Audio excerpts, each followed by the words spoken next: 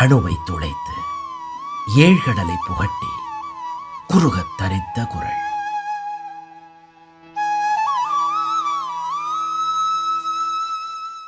ஜெய ஸ்ரீராம். ஸ்ரீ டிவி நேயர்களுக்கு வணக்கம். இந்த உலகத்தில் ஒவ்வொரு விஷயத்தையும் நாம் அது எப்படி இருக்கிறதோ அதன்படி பார்த்து தான் புரிந்து கொள்ள முடியும். தோற்றத்தை வைத்து தான் முதலில் நாம் புரிந்து கொள்ள முடியும். தவிர்க்க முடியாதது. ஏனென்றால் ரிஷிகளுக்கும் ஞானிகளுக்கும் தான் முக்காலும் அறிந்தவராகையால் அவர்கள் எல்லாம் பார்த்த மாத்திரத்திலேயே தோற்றத்துக்கு பின்னால் இருக்கின்ற உண்மையை அப்படியே உள்வாங்குகிற சக்தி உடையவர்கள். ஆனால் நாம் எல்லாம் அப்படி அல்ல. நமக்கெல்லாம் ஒரு தோற்றம் வேண்டும், அதற்கென்று ஒரு உருவம் வேண்டும், அதற்கென்று குறிப்பிட்ட வழிமுறையில் புரிந்து கொண்டால்தான் நம் உள்ளம் அதை உள்வாங்கிக் கொள்ள முடியும். பாரத நாட்டில் நாம் சொல்வது என்னென்றால், கடவுளுக்கு உருவம் கிடையாது. அதுதான் உருவாய் அருவாய் என்று சொல்லுகின்றோம். அருவமான கடவுளை நாம் புரிந்து கொள்ள வேண்டும் என்றால் அதற்கு ஒரு உருவம் கொடுத்து அதற்கு ஒரு அலங்காரம் செய்து அப்படித்தான் புரிந்து கொள்ள முடியும். இல்லை என்றால் தெய்வத்தை நம்மால் புரிந்து கொள்ள முடியாது. ஏனென்றால் புலன் வயப்பட்ட நம்முடைய உடம்பு, ஐம்புலன்களால் தான் உலகத்தை புரிந்து கொள்கின்றோம். கண்ணு பார்க்கவில்லை என்றால் இருப்பது தெரியாது. காது கேட்கவில்லை என்றால் உலகத்தில் இருக்கின்ற ஒலி பேச்சு நமக்கு கேட்காது. ஸ்பரிச உணர்வு இல்லை என்றால் உலகத்தை உணர முடியாது. அப்படி சுவை மனம் என்பதெல்லாம் இருந்தால்தான் உலகத்தை புரிந்து கொள்ள முடியும். ஆகவே இந்த புலன்களுக்கு அப்பாற்பட்ட அருவமான தெய்வத்தை நாம் அறிந்து கொள்ள வேண்டும் என்றால் அந்த அருவமான தெய்வத்துக்கு ஒரு உருவத்தை கொடுத்து ஒரு குறிப்பிட்ட வடிவத்திலே அதை செய்து குறிப்பிட்ட முறையில் அலங்காரங்கள் செய்து அதை மீண்டும் மீண்டும் பார்க்கின்ற பொழுது நம்மால் புரிந்து கொள்ள முடியும். அப்படித்தான் ஒவ்வொரு நிலைக்கும், வாழ்க்கையின் ஒவ்வொரு நிலைக்கும் ஒருவித குறிப்பிட்ட வழிமுறையிலே உடைகள் கொடுத்திருக்கின்றார்கள். அது சீருடையாக இருக்கலாம், உடையாக இருக்கலாம், அலங்காரங்களாக இருக்கலாம். திருமணம் என்றால் இப்படி இந்த உருவத்தில் இருக்க வேண்டும், இந்த உடையில் இருக்க வேண்டும். திருமணமானவன் என்றால் இப்படி உடையில் இருக்க வேண்டும், இல்லத்தரசான் இப்படி இருக்க வேண்டும், துறவி என்றால் இப்படி இருக்க வேண்டும் என்று, ராஜா என்றால் இப்படி உடை அணிந்திருக்க வேண்டும், அலங்காரங்கள் இப்படி இருக்க வேண்டும், மாணவன் என்றால் இப்படி இருக்க வேண்டும் என்று தெளிவாக ஒவ்வொரு படிநிலையிலும் மனிதன் எப்படி இருக்க வேண்டும் என்பதற்கான உருவ தோற்ற வழிமுறை சொல்லப்பட்டிருக்கின்றது. அப்படித்தான் துறவிகளுக்கும் அவர்கள் காவி உடை அணிந்து முழுமையாக தலையை ஒன்று மழித்து கொள்ளுதல் அல்லது அதை பற்றி கவலைப்படாமல் ஜடாமுடியோடு நீண்டு இருப்பது என்று பாரம்பரியமாக நாட்டில் வந்துவிட்டது. ஒருவன் துறவியாக இருக்கின்றான் என்று சொன்னால் சராசரி மனிதன் எப்படி புரிந்து கொள்வான் என்றால், அவன் இந்த ஜடாமுடி தோற்றத்தில் இருந்தால்தான் அல்லது தலையை மழித்து கொண்டு காவி உடையில் இருந்தால்தான் துறவி வந்திருக்கிறார் என்று மனிதனால் புரிந்து கொள்ள முடியும். ஆகவே தான் இந்த வெளி தோற்றம் கொடுக்கப்பட்டது. ஆனால் இந்த துறவிகளை தாண்டி சித்தர்களாக இருக்கின்றவர்கள், சித்தம் போக்கு சிவன் போக்கு இருக்கின்றவர்கள் பார்த்தால் பிச்சைக்காரர் போல் இருப்பார்கள், பைத்தியக்காரர் போல் இருப்பார்கள். சராசரி மனிதனைப் போல நேராக என்றும் பேச மாட்டார்கள். அவர்கள் பேசுவதெல்லாம் குறிச்சொல்லாக இருக்கும்.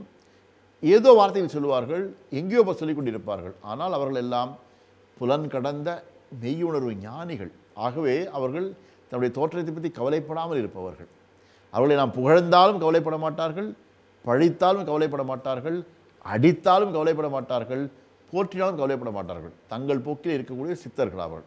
இவர்களை தாண்டிய ஆன்மீக வழிகாட்டுதல் ஈடுபட்டிருக்கின்ற துறவிகள், ஞானிகள், மடாதிபதிகள், சந்நியாசிகள் என்று ஒரு நிறுவனத்தின் தலைவராக இருக்கின்றவர்கள் எல்லாம் குறிப்பிட்ட உடை அணிந்து குறிப்பிட்ட தோற்றத்திலே குறிப்பிட்ட பாவனையில் இருப்பார்கள். இது வழக்கம். அப்படித்தான் இது மனிதன் புரிந்து கொள்ள வேண்டும் என்பது இருக்கிறது.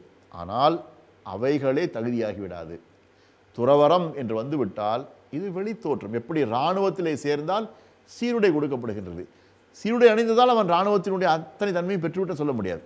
சீருடை அணிந்த ஒருவன், இராணுவத்தில் சேர்ந்த ஒருவன், இராணுவத்தில் சீருடை அணிந்த பின்னர் அதனுடைய ஒழுக்க விதிகளை கடைபிடித்து, பயிற்சிகளை கடைபிடித்து, போர் முறைகளை கடைபிடித்து எல்லையிலே அல்லது எதிரிலே நோக்கி சண்டை போடுகின்ற பொழுதுதான் அவனுடைய திறன் நமக்கு பாராட்டப்படும். அதுவரையில் தோற்றத்துக்கு இராணுவ வீரன் அவ்வளவுதான். அதே போலத்தான் துறவிகளும் என்பவர்களும் கஷாயம் அணிய வேண்டியது கடமை, ஆரம்ப நிலை. ஆனால் அதுவே முடிவாகி விடாது.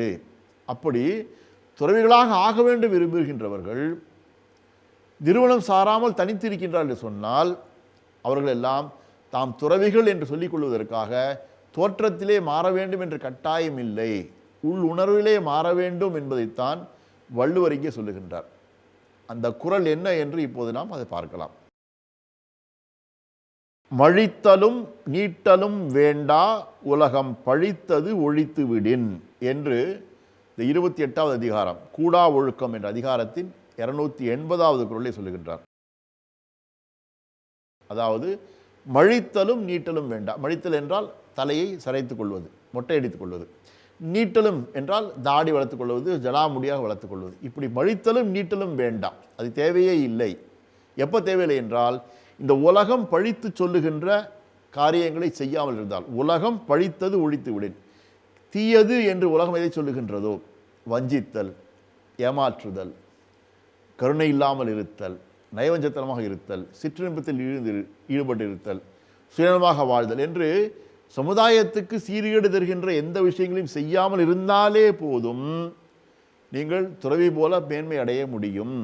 ஒரு துறவியாகப்பட்டவன் இதை செய்யாமல் இருந்தாலே போதும் அவன் சீருடை போல காவி உடை அணிய வேண்டும் என்ற அவசியமில்லை, தலையை மொட்டையடித்துக் கொள்ள அவசியமில்லை, தாடி வளர்க்க வேண்டிய அவசியமில்லை என்று வள்ளுவர் சொல்கின்றார். ஆக பக்குவப்படுகின்ற நிலைக்கு சொன்னால் கூட ஒரு வகையில் யோசித்து பார்த்தால் நாம் சிகை அலங்காரம் செய்து கொள்ளாமல் இருக்க வேண்டும் என்றால் மொட்டையடித்து கொண்டால்தான் அவனுக்கு ஆசாபாசங்கள் விலக வாய்ப்பு இருக்கின்றது. என்றால் தலைமுடி என்று வந்துவிட்டால் அதை பராமரிக்க வேண்டும் என்கின்ற எண்ணம் வரலாம், அது சரியாக இருக்கின்ற எண்ணம் வரலாம், அதனால் சிக்கல்கள் வரலாம். ஆகவே ஒருவன் தன் முடியை கூட துறப்பதற்கு தயாராக இருக்கின்ற சொன்னால் தன் தோற்றத்தின் மீது அவனுக்கு பற்று இல்லை என்று ஆகின்றது. அதே போல தாடியோ நீண்ட முடியை வைத்துக் கொள்கின்றவன் தன் தோற்றத்தை பற்றி கவலைப்படாமல் அது பாட்டுக்கு இருக்கட்டும், நான் பாட்டு இருக்கிறேன் என்று விலகிய மனநிலை வரலாம். இதெல்லாம் செய்யக்கூடிய விஷயங்கள். ஆனால் மழித்து கொண்டதால் மட்டுமே அல்லது மழித்து கொள்ளாமல் தாடி வளர்த்ததால் மட்டுமே அவன் துறவி ஆகிவிட முடியாது என்பதையும் நினைவில் கொள்ள வேண்டும். தோற்றம் என்பது ஒரு பகுதி, அதை தாண்டிய குணம் என்பது அவசியம் என்பதைத்தான் வள்ளுவரை சொல்லுகின்றார். ஆகவே மழித்தலும் நீட்டலும் வேண்டா உலகம் பழித்தது ஒழித்து விடு என்று சொல்கிற காரணத்தினாலேயே காவியுடை அணிய வேண்டாம், தலையை மழித்து கொள்ள வேண்டாம், தாடி வைத்துக் கொள்ள வேண்டும் சொல்லவில்லை. அது தோற்றத்திற்கு அவசியம்தான். ஆனால் அதோடு நின்றுவிடக்கூடாது. அதை தாண்டி நீங்கள் குணத்திலே அகத்திலே தூய்மையும் தெளிவும் பெற்றவராக இருக்க வேண்டும் என்பதை வலியுறுத்துகின்றதற்காக இப்படி சொல்லுகின்றார் என்று புரிந்து கொள்ள வேண்டும். இப்படி வள்ளுவர் சொல்வது மட்டுமல்ல, மனுநீதி சாஸ்திரம் அதைத்தான் சொல்லுகின்றது. மனுதர்ம சாஸ்திரம் சொல்வது என்றால் அதன் 6வது அத்தியாயத்திலே ஒருவன் எந்த ஆசிரமத்தில் இருக்கின்றானோ அந்த ஆசிரமத்துக்கு ஏற்ற கமண்டலம் முதலிய விஷயங்களை சுமந்து கொள்ள வேண்டும் என்ற அவசியம் இல்லை. அப்படி இருந்தாலும் கூட கமண்டங்களை சுமந்து கொண்டு அந்த ஆசிரமத்தில் இப்படி வாழ்ந்தாலும் கூட அவன் கருணை இல்லாமல் இருந்தால், சமநிலை இல்லாமல் இருந்தால் அவன் நிச்சயமாக கஷாயம் தரித்து தண்டம் சுமக்கின்ற அந்த நிலைக்கு தகுதி இல்லாதவன், வெறும் வேஷதாரி தான். அத்தகைய வேஷம் தர்மத்துக்கு புறம்பானது என்று மனுநீதி சாஸ்திரம் சொல்லுகின்றது. வெளி வேஷம் மட்டுமல்ல, அதன் உள் விஷயத்திலும் நாம் ஸ்ரத்தையோடு இருக்க வேண்டும் என்று மனுநீதி சாஸ்திரம் சொன்னதைத்தான் வள்ளுவரும் இங்கே தோற்றத்தோடு நின்று விடாதே துறவியே, நீ உள்ளத்திலும் மாறு என்று வலியுறுத்துகின்றார். அவ்வகையிலே பாரத நாட்டு சிந்தனை மரபில்தான் வள்ளுவர் ஊறியிருக்கின்றார் என்பதற்கு இந்த குறள் உதாரணம் அறிகின்றோம். தெய்வப்புலவர் திருவள்ளுவர் திருவடி போற்றி. ஜெய்ஹிந்த்.